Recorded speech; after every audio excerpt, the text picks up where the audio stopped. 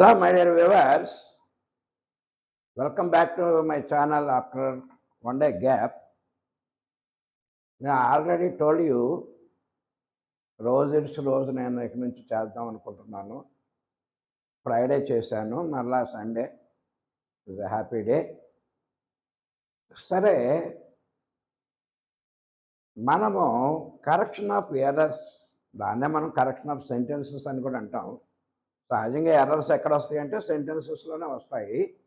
చాలా ముఖ్యమైనదని చెప్పుకున్నాం, especially those who are going for exams, whatever exam it may be, competitive or academic exams, ఏదైనా సరే చాలా ఇంపార్టెంట్. ఎందుకంటే ఈ ఎర్రర్స్ అనేది ఎక్కడ వస్తాయో మనకు తెలియదు కనుక వాటిని గురించి క్షుణ్ణంగా తెలుసుకోవడం కోసం ఎవరు కూడా ఎన్ని వీడియోలు చేయలేము. దగ్గర నేను 10 మీకు ప్రామిస్ చేసిన విధంగా నేను ఆల్రెడీ 8 చేశాను. ఇంకొక 2 వీడియోలు చేస్తే మనం టోటల్గా కాకపోయినా కనీసం చాలా వరకు మనం ఆ ఎర్రర్స్ని మనం ఏ విధంగా ఫైండ్ అవుట్ చేస్తాం అనేది విషయం తెలుసుకోవటం కోసం ఈరోజు నేను లెసన్ నెంబర్ 9 తీసుకుంటున్నాను. కరెక్షన్ ఆఫ్ ఎర్రర్స్ లేదా కరెక్షన్ ఆఫ్ సెంటెన్సెస్ అని కూడా మనం అనుకుంటాం. అందులో భాగంగా ఈరోజు ఒక 15, 14 ఏదో తీసుకుందాం. ఫస్ట్ చూడండి, no other colour are as bright as blue. ఏ ఒక్క రంగు కూడా బ్లూ అంతా, నో అదర్ అంటే లేదు అని అర్థం, ఏది లేదు. No other colour are as bright as blue. Blue అంత ప్రకాశవంతమైనటువంటి కలరు లేదు అని దీని తెలుగు అర్థం. మరి ఇందులో తప్పేముందండి?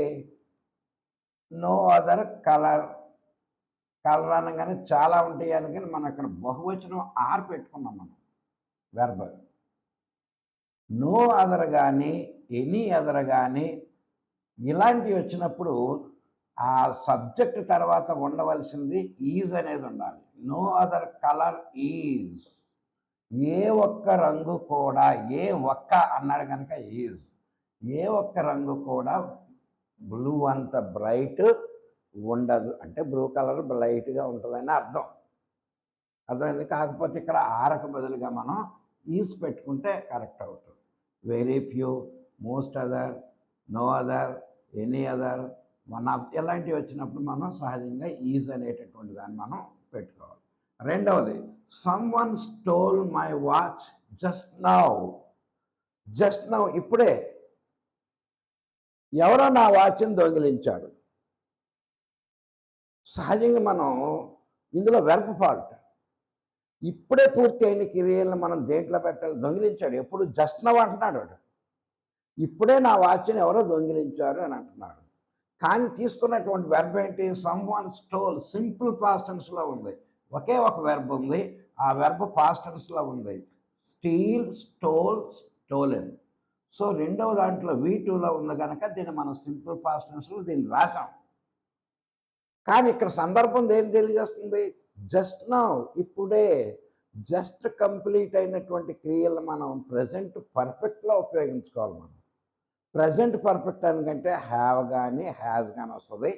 వెర్బ్ మూడో రూపంలో ఉన్నటువంటి వెర్బ్ వస్తుంది, V3 వెర్బ్ వస్తుంది. అంటే దాన్ని బట్టి ఏంటి? Some one has, some one కనుక హ్యాజ్, ఇందాక స్టోలెన్ రాసాం, దానికి మూడో రూపం ఏంటి? Stolen. My watch just now అంటే ఏంటి? ఇక్కడ సింపుల్ పాస్ట్ టెన్స్లో ఉన్నటువంటి దాన్ని మనం ప్రజెంట్ పర్ఫెక్ట్గా ఉపయోగించాం. ప్రజెంట్ అనగానే హ్యావ్ కానీ హ్యాజ్ కానీ హెల్పింగ్ వెర్బ్స్ ఉంటాయి. ఈ పర్ఫెక్ట్ని తెలియజేయటానికి V3లో ఉన్న వెర్బ్ గో వెంట, గాన్ ఉండాలి. కమ్ కేమ్, కమ్ ఉండాలి.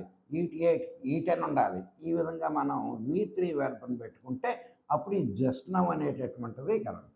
లేదు, ఇందాక మీరు చెప్పారు కదండి, some one stole my watch, అప్పుడు ఈ జస్ట్ నౌ తీసేయండి. అప్పుడు మళ్ళీ ఇది పెట్టకూడదు. Some one stole my watch, ఎవరో నా వాచ్ దొంగిలించారు, ఎప్పుడో తెలియదు. కానీ జస్ట్ నౌ అని ఇప్పుడే చెప్పావు కనుక ఇక్కడ ఈ వెర్బనే ప్రజెంట్ పర్ఫెక్ట్లో ఉంటే హ్యావ్ కానీ హ్యాజ్ కానీ పెట్టి మూడో రూపంలో ఉన్న వెర్బ్ రాయాలి. అది రెండవది. చూసారు ఎన్ని ఫాల్ట్స్ వస్తున్నాయో. Next, please give me an advice. చూడండి, ఏదైనా ఒక సలహా నాకు దయచేసి ఇవ్వు. కన్‌ఫ్యూజ్డ్ ఏం చేయాలో తెలియట్లేదు గనుక నీ సలహా నేను కోరుకుంటున్నాను. ఈ వాక్యం బాగానే పర్ఫెక్ట్‌గానే ఉంది. ప్లీజ్ దయచేసి ఇవ్వు నాకు అన్ అడ్వైస్ ఒక సలహా. కానీ అడ్వైస్ అనేటది వచ్చినప్పుడు పీస్ ఆఫ్ అని పెట్టుకోవాలి.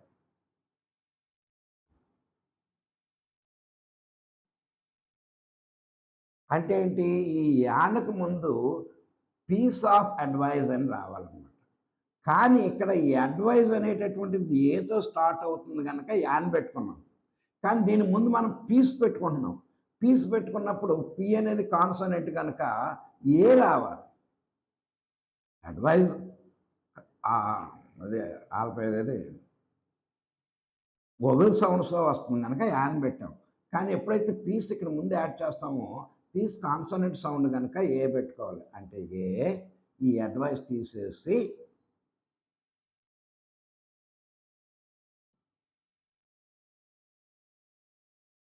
Piece of advice. ఏం లేదు, అడ్వైస్ ముందు పీస్ అని వచ్చింది. పీస్ అంటే పిఏఈసిఈ పీస్ ముక్క అని అర్థం. అంతేగాని పిఈఎస్ఈ పెట్టకూడదు, అది శాంతి అవుతుంది. సో ఇక్కడ పి వచ్చింది కనుక ఇంత యాన్ ఉండేది ఏగా మారింది. అదేంటండి పీస్ ఆఫ్ అడ్వైజ్ అంటే సలహా కదా, సలహాలో ఒక ముక్క ఏంటి అని అంటే అది మరి గ్రామర్లో అలాగే రాయాలి. ఎందుకంటే మనం దాన్ని చెప్పలేం. Next, he came హరీడ్లీ into my room.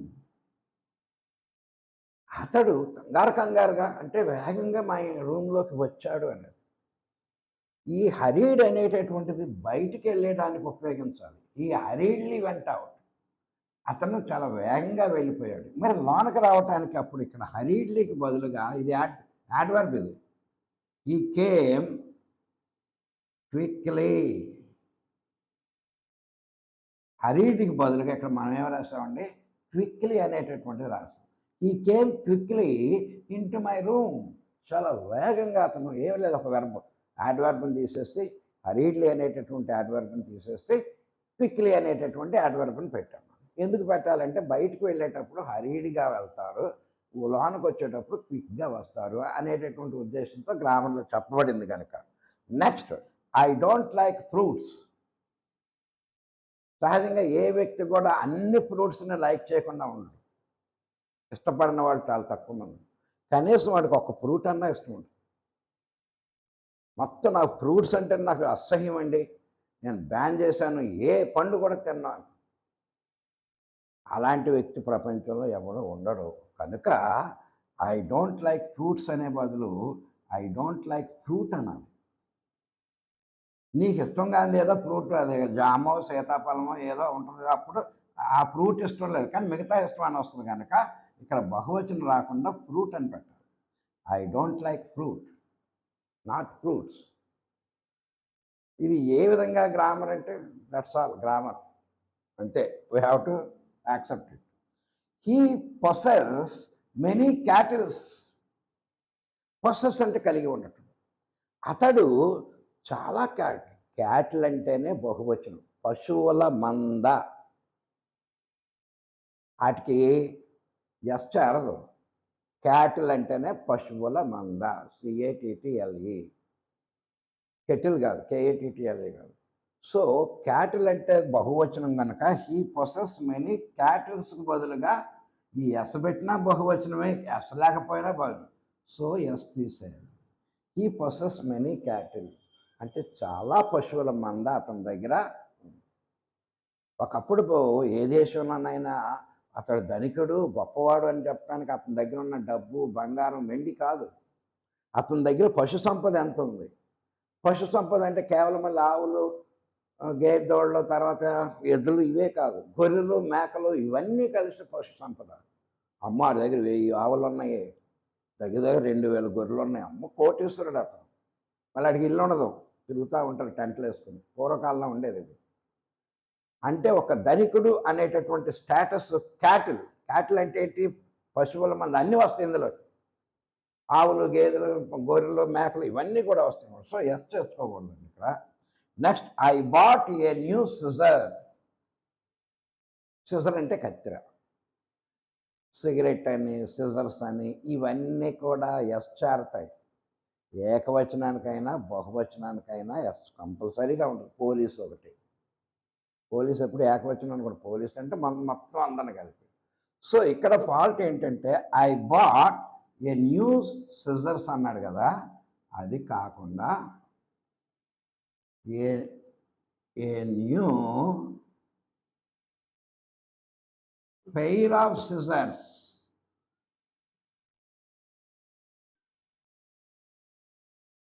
కత్తిరి ఎప్పుడు కూడా రెండే ఉంటాయి, 2 బ్లేడ్లు ఉంటాయి దాన్ని. అందుకే పెయిర్ అన్నాడు. పెయిర్ అంటే 2 అని అర్థం అనమాట. So I bought a new pair of scissors అనాలి. అందుకని ఒట్టిగా సిజర్స్ అనకూడదు. ఓకేనా? ఈ విధంగా ఇక్కడేమో నౌన్కు సంబంధించినటువంటిది అంటే వెర్బ్కు సంబంధించింది ఆర్కు బదులుగా ఈజ్ పెట్టాం.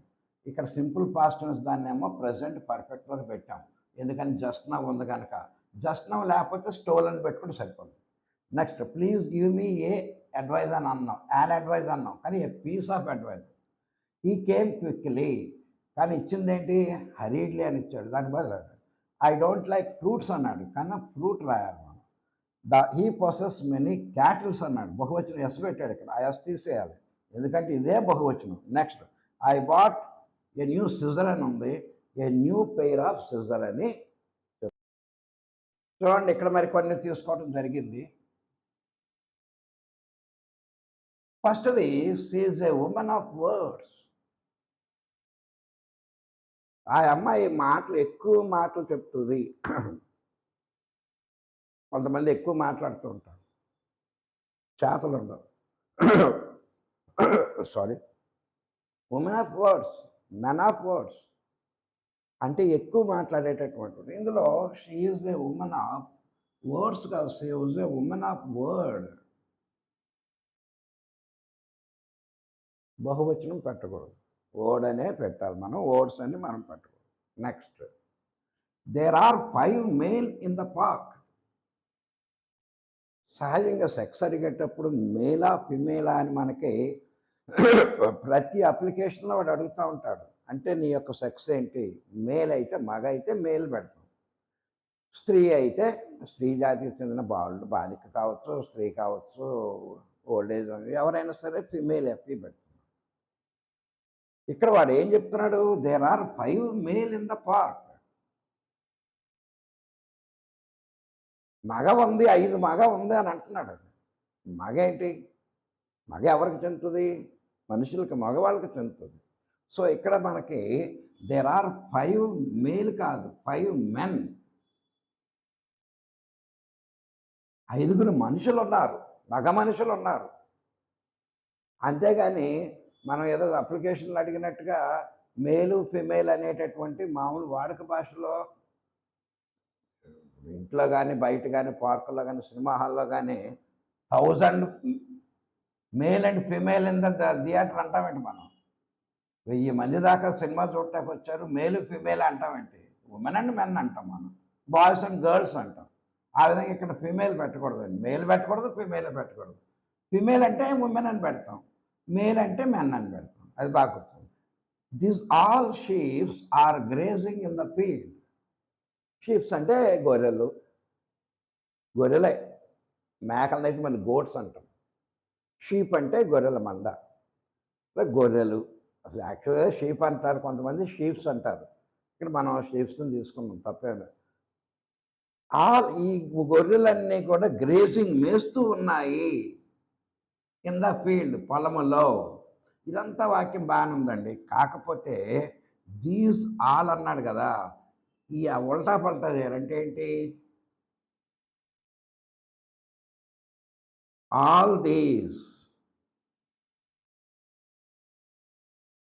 ఆల్ దీస్ ఆల్ అన్నాడు కదా, దాన్ని మనం తిరిగేసి పెడితే ఇది కరెక్ట్గా answer. All these ships are grazing in the field. Manager told comma he is busy. Manager చెప్పాడు హీ ఈజ్ బిజీ, అసలు చాలా బిజీగా ఉన్నాడట. ఇందులో 2 తప్పులు ఉన్నాయండి, కావాలనే 2 ఇచ్చాను నేను, ఒకటి సరిపోను. Manager told comma he is busy ఇది రిపోర్టెడ్ స్పీచ్, ఇది రిపోర్టెడ్ వెర్బ్. అంటే ఇది డైరెక్ట్ ఇండైరెక్ట్కి సంబంధించినటువంటిది. వీడు ఇండైరెక్ట్లో చెప్పాడు ఏమని, నేను చాలా బిజీగా ఉన్నానని. So manager told indirect speech రాసేటప్పుడు మధ్యలో దట్ వస్తుందండి.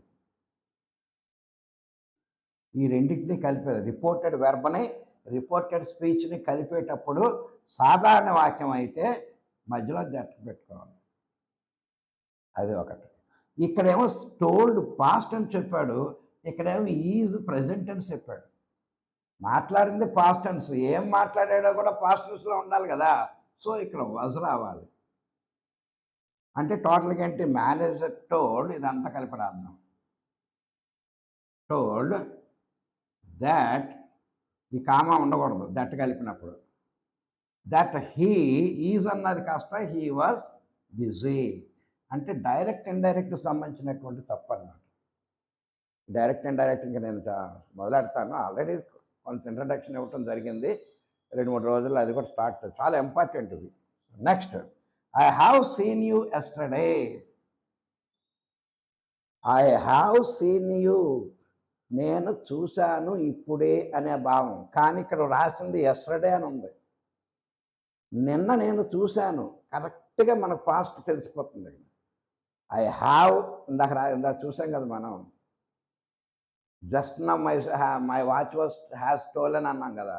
ఇప్పుడే జరిగిన అయితే ఇది కరెక్ట్ అవుతుంది. కానీ నిన్ననే ఇచ్చాడు కనుక ఐ హ్యావ్ సీన్ కాస్త మనం ఏం చేయాలి, మనం సింపుల్గా పాస్ట్ టెన్స్లో మార్చేయాలి.